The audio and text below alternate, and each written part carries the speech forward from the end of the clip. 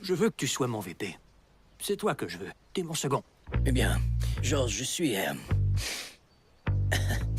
le PDG d'une multinationale. J'ai été secrétaire à la Défense. J'ai aussi été chef de cabinet de la Maison-Blanche. La vice-présidence n'est rien de plus qu'un titre symbolique, selon moi.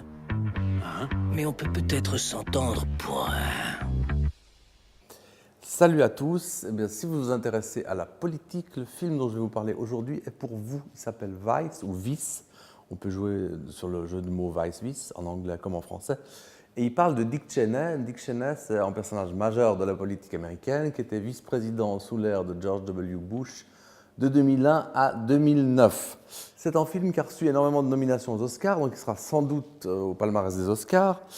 Il a été réalisé par Adam McKay, qui lui-même a eu l'Oscar de meilleur scénario pour The Big Shot, qu'on avait vu il y a quelques années. Et c'est pas un biopic, et je vais vous dire pourquoi. Je pourrais m'occuper des dossiers moins attrayants. Du terre-à-terre. Comme superviser la bureaucratie, l'armée, l'énergie et la politique étrangère. Ouais, bonne idée. Alors, c'est pas un biopic, pourquoi? Parce que ça raconte pas la vie de Dick Cheney, de sa naissance à aujourd'hui.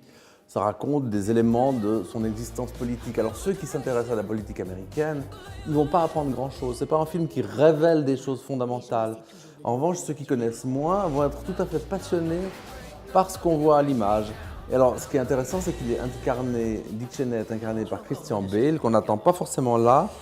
Et dans le rôle de Donald Rumsfeld, qui est aussi un personnage important de la vie politique américaine, on retrouve Steve Carell, qui est omniprésent dans les films actuellement. Ce que j'aime beaucoup dans ce film, c'est au-delà de ce qu'il raconte, c'est ses audaces formelles. C'est un film qui n'arrête pas de nous surprendre. Par exemple, il y a des comédiens qui s'adressent à la caméra, il y a une des séquences où ils s'adressent face à nous, et il va leur arriver un truc. Ça, normalement, au cinéma, on ne le fait pas. Il y a aussi le générique fin du film qui surgit abruptement au milieu du film.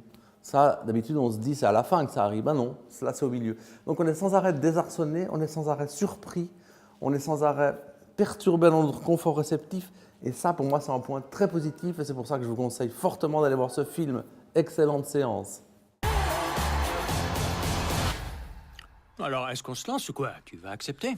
Eh bien, selon moi, ça pourrait fonctionner. Là, je suis content.